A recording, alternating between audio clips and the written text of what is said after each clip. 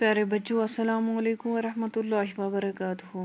آج ہم سورۃ النصر پڑھنے جا رہے ہیں۔ سورۃ النصر میں 3 آیت مبارکہ ہے اور یہ مدنی سورہ ہے۔ یہ مدینہ پاک میں نازل ہوا ہے۔ بسم اللہ الرحمن الرحیم۔ اذا جاء نصر اللہ والفتح، جب آ جائے اللہ کی مدد اور فتح۔ اذا ہو گیا جب، جاء آ جائے، نصر اللہ اللہ کی مدد، والفتح اور فتح جب اللہ کی مدد اور فتح آ پہنچے۔ When Allah secure the Trump commit. When Allah's SUCCOUR the Trump TRIUMPHCOMETH۔ پیارے بچوں، اس سورت کی ابتدا اذا جاء نصر اللہ والفتح سے فرمائی گئی۔ اسی سے سورت کا نام سورۃ النصر مقرر ہوا ہے۔ پیارے بچوں، اس سورت میں جس فتح کا ذکر فرمایا گیا ہے اس سے مراد فتح مکہ ہے۔ بہرحال مدینہ کے آخری دور کی ایک سورت ہے۔ فتح مکہ کے بارے میں ہم سب جانتے ہیں۔ حضرت صلی اللہ علیہ وسلم کی بعثت کے بعد مکی زندگی کے 13 سال تو رسول اللہ صلی اللہ علیہ وسلم اور آپ کے متبعین اہل اسلام کے لیے انتہائی سخت تھے۔ پہلے 13 سال، جس کے نتیجے میں اہل ایمان کو اپنا وطن مکہ اور اپنا کاروبار، جائیداد وغیرہ سب چھوڑ کر ہجرت کرنی پڑی۔ پیارے بچوں، اور ہجرت کر کے انہوں نے مدینہ میں پناہ لی۔ یہاں بھی 7-8 سال کی مدت میں چین و سکون مسلمانوں کو نصیب نہ ہوا۔ چاروں طرف مخالفین اسلام اور اعدائے دین کے حملوں اور آئے دن ان کی وجہ سے طرح طرح کی پریشانیوں کا مقابلہ ہی کرتے رہنا پڑا۔ آخرکار اللہ تعالیٰ کے فیصلے کے مطابق اب وہ وقت قریب آ گیا جب اسلام کو عرب کی تمام طاقتوں پر غلبہ نصیب ہونا تھا، اور مسلمان جس مکہ سے ستا کر ہجرت پر مجبور کیے گئے تھے، اسی مکہ میں انہیں فاتح کی حیثیت سے داخل ہونا تھا۔ اسلامی تاریخ میں یہ نہایت ہی اہم واقعہ ہے اور اسی کا نام فتح مکہ ہے، جو رمضان المبارک 8 ہجری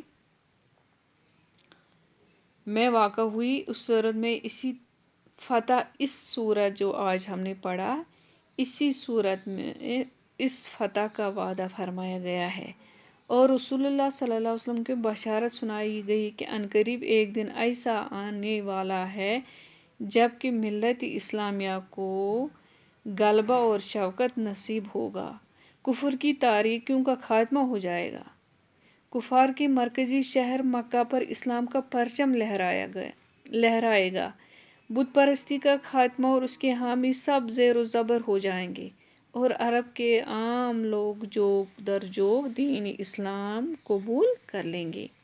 اس بشارت سے قبل اگرچہ عرب کے بہت سے قبائل حضرت صلی اللہ علیہ وسلم پر ایمان لا کر اسلام قبول کر چکے تھے، لیکن کفار مکہ ابھی تک بت پرستی پر قائم تھے اور حضور صلی اللہ علیہ وسلم کے مقابلہ پہ تلے ہوئے تھے، گویا کہ یہ شہر مکہ کفار کا مرکز بنا ہوا تھا۔ بہت سے عرب کے لوگ اسلام لانے کے لیے فتح مکہ کے منتظر تھے، اور یہ بڑی فیصلہ کن چیز تھی کہ مکہ معظمہ فتح ہو جائے۔ چنانچہ جب قریش مکہ نے صلح نامہ حدیبیہ جو 6 ہجری میں ہوا تھا، اس کی عہد شکنی اور بالآخر حدیبیہ کا صلح نامہ ٹوٹ گیا تو حضرت صلی اللہ علیہ وسلم نے جہاد کی پوری تیاری شروع کر دی۔ پیارے بچوں، صلح حدیبیہ کے بارے میں انشاءاللہ میں سورت کے آخر میں پیش کروں گی۔ تو اس وقت ہم اس کے بارے میں پڑھیں گے کہ پیشن گوئیاں کیا ہوئی تھی۔ تو حضرت صلی اللہ علیہ وسلم نے جہاد کی پوری تیاری جب صلح حدیبیہ پہ جو انہوں نے عہد شکنی کی، انہوں نے اپنے فیصلے کو واپس لیا، تو حضرت صلی اللہ علیہ وسلم نے جہاد کی پوری تیاری شروع کر دی، اور 10 رمضان المبارک 8 ہجری کو 10,000 صحابہ کرام کی جماعت آپ کے ساتھ مدینہ منورہ سے مکہ پہ چڑھائی کے قصد سے روانہ ہوئے۔ کفار مکہ کے مقابلے کی ہمت نہ ہوئی اور آپ سے امن کی درخواست کی، جو آپ نے قبول فرمائی۔ مکہ کے کفار نے بولا کہ ہم امن چاہتے ہیں اور امن کی درخواست کی، تو حضور صلی اللہ علیہ وسلم نے وہ قبول فرمائی، اور 20 رمضان یوم جمعہ 8 ہجری کو نبی صلی اللہ علیہ وسلم مکہ میں فاتحانہ داخل ہوئے اور طواف خانہ کعبہ فرمایا۔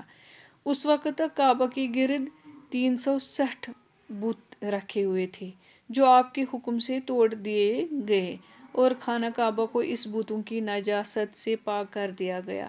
فتح مکہ کے بعد عام طور سے عرب اسلام کا حلقہ بگوش ہو گیا، اور جو قریش مکہ کی شوکت کے ڈر سے اسلام اختیار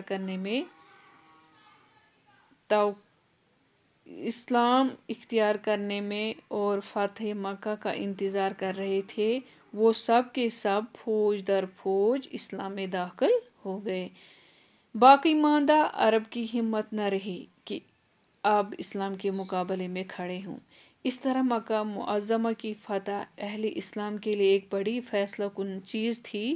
اس صورت میں اسی فتح کی بشارت دی گئی ہے۔ اذا جاء نصر اللہ والفتح، یعنی اے پیغمبر صلی اللہ علیہ وسلم، آپ کفار کے غلبے سے گھبرائیے نہیں، عنقریب ہی خدای تعالیٰ آپ کی اور آپ کے متبعین کی مدد فرمائے گا، اور والفتح یعنی آپ کو کفار پہ ایک عظیم الشان فتح حاصل ہوگی، جس کے بعد کفار کی